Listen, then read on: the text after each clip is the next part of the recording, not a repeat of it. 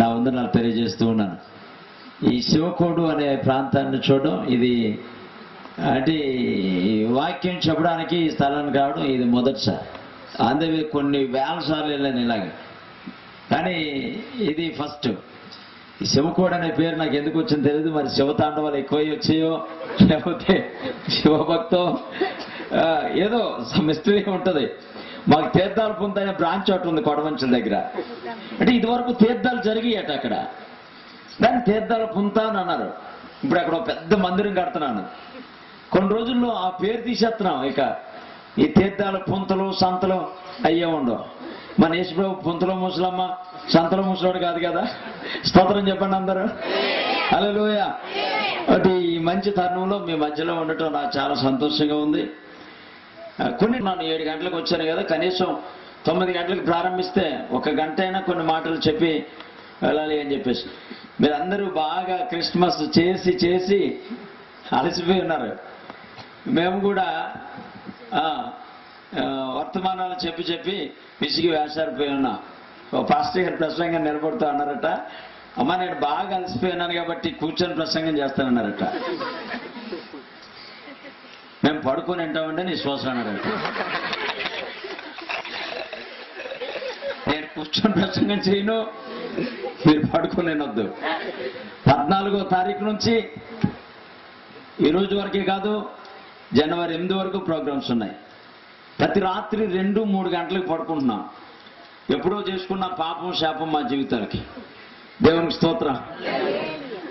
అయినా కానీ ఇంతవరకు కంటిన్యూస్గా మీటింగ్లో ఉన్నా రాగాలు పోలేదు, రోగాలు రాలేదు.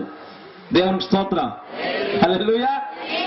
అంటే వాయిద్యాలు మాకు అనుకూలించగా పాట పాడాలి అన్నా ఒకవేళ కష్టమే. కానీ 15 నిమిషాల కంటే ఎక్కువ వాక్యం చెప్పడం, ప్రభు చిత్తమైతే బ్రతుకుంటే బాగుంటే ఆరోగ్యంగా ఉంటే ఎప్పుడన్నా వస్తే ఎక్కువసేపు మరలా మీతో మాట్లాడతాను. ఎందుకంటే మరలా రేపంతా మీరు రాత్రంతా ప్రార్థనలో ఉండాలి, మేము కూడా రాత్రంతా ప్రార్థనలో ఉండాలి. మా 3వ క్రిస్మస్ 3 సంఘాలు మాకు మంచి మందిరాలు. రాత్రి 3 అయింది అక్కడ ఆరాధన కంప్లీట్ అయ్యేసరికి. అప్పుడు దేవుని బిడ్డలారా, నాకు ప్రజలు ఎప్పటి వరకు వినగలరు? ఒక వ్యక్తి తోటి వారితో మాట్లాడితే 20 నిమిషాలు వినగలరు. I know very well about that. So ఒకవేళ 20 నిమిషాలు మించిందే అనుకోండి, వింటున్నట్టుగానే ఉంటారు.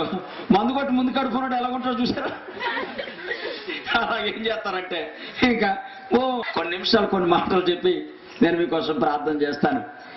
ఇది ఏంటంటే ఒక ప్రకారం క్రీస్తు జన్మదిన వేడుక. రెండవదిగా వారి యొక్క కుమార్తె, దేవుడు చక్కని కుమార్తెనిచ్చాడు. చాలా సౌందర్యవంతురాలు. బిడ్డ గొప్ప ప్రయోజకురాలు అవ్వాలని ప్రార్థన చేద్దాం. ఈ 2 కారణాలను పురస్కరించుకొని సెలబ్రేట్ చేసుకొని ఏర్పాటు చేయబడిన కొడుకిది. ఈ దేవుడు మన కొరకు చేసిన కార్యాలన్నీ కూడా తమ్ముడు ఈ షూటింగ్ కథ ఎలాగొచ్చింది బాబా, ఎలాగన్నా మన ముఖం పడుతుంది, చీకట్లన్నా పడుతుంది, సమస్య లేదు అసలు. ఒకవేళ కలర్ బ్లాక్ అయినా వెలుగు మాత్రం దేవుని వెలుగు. స్తోత్రం చెప్పండి, గట్టిగా చెప్పండి. హల్లెలూయా. కాబట్టి బైబిల్లో మంచి మాట రాయబడుతుంది. ఎందుకంటే ఈ రిఫరెన్స్లు అన్నీ మీకు చెప్పను, కానీ ఒక భక్తుడు ప్రవక్త సామ్యాలు గుర్తు చేస్తారు. ఇశ్రాయేలీయులారా, దేవుని పిల్లలారా, దేవుని ప్రజలారా, మీరు ఆరాధిస్తున్న